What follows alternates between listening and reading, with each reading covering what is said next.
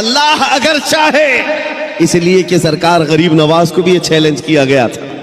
آپ کو ایک پجاری نے کہا تھا، وہ آگ جلائے بیٹھا تھا، غریب نواز نے کہا کہ ذرا اس میں ہاتھ ڈال دو، جس کی عبادت کرتے ہو یہ تو تمہارا خدا ہے۔ اس نے کہا اس میں ہاتھ کیسے ڈالیں گے، یہ تو جلائے گی۔ کہا جس کی عبادت کرتے ہو وہ خود تم کو جلائے گی۔ کتنے سالوں سے عبادت کر رہے ہو؟ کہا میرے باپ دادا سب اسی کی عبادت کرتے آئے، ہم اس آگ کو بجھنے نہیں دیتے۔ کہا پھر ہاتھ ڈالو۔ اس پجاری نے کہا کیسی بیوقوفی کی باتیں ہیں، آگ کا کام ہے جلانا، یہ منطق کے ساتھ ہمارے ساتھ کھیل نہ کرو، ہمیں گمراہ نہ کرو، کیا تم ڈال سکتے ہو؟ سرکار غریب نواز نے کہا میں تو اس کی عبادت نہیں کرتا، لیکن جس کی پیدا کی ہوئی ہے اس کی عبادت کرتا ہوں، آگ کا مالک اللہ ہے۔ تو اس نے کہا تو چلو ٹھیک ہے، تم ہی ڈال دو، تم ہی ڈال دو۔ سرکار غریب نواز نے ہاتھ نہیں ڈالا، بہت بڑی آگ لگی ہوئی تھی، بڑی آگ ہے جس کی پوجا ہو رہی تھی۔ اس پنڈت کی گود میں ایک چھوٹا سا بچہ تھا، سال بھر کا، 1.5 سال کا۔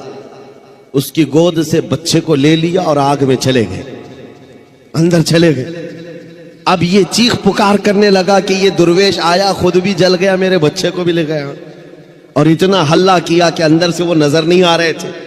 لوگ جمع ہونے لگ گئے، آس پاس کے سب جمع ہو گئے، اور سب کو یہ حیرت تھی کہ یہ جل کر راکھ ہو جائے، آگ کو بجھائیں گے تب یہ ملیں گے۔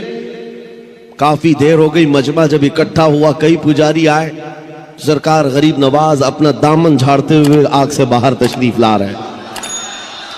بچہ بھی گود میں موجود ہے، صحیح سلامت ہے۔ اس نے چھین کر کے اپنے بچے کو لیا، جگہ جگہ پکڑ کر دیکھا، پیشانی بھی ٹھنڈی ہے، کپڑے بھی ٹھنڈے ہیں، کوئی گرمی کا اثر نہیں ہے۔ میرے عزیز و غریب نواز تو اللہ کے ولی ہیں، انہیں آگ نہیں جلائی۔ بات تو سمجھ میں آتی، بچہ پجاری کا تھا، یہ کیوں نہیں جلا؟ مفسرین کہتے ہیں، تاریخ دان کہتے ہیں، دیکھنا یہ ہے ہاتھ میں کس کے تھا بچہ۔ اسی لیے ہم کہتے ہیں خواجہ کا دامن، غوث کا دامن، ارے جہاں ہاتھ لگ جائے اس پر آگ نہیں لگتی۔ میں آپ سے یہ بات کر رہا ہوں، ہم سے بھی کہا گیا تھا یہ کیسی باتیں ہیں، بڑے بڑے دعوے ہیں۔ ہم نے یہی کہا ہمارا دعویٰ نہیں ہے، یہ رسول اللہ کی عزت کی بات ہے، یہ نبی پاک کی حرمت کی بات ہے۔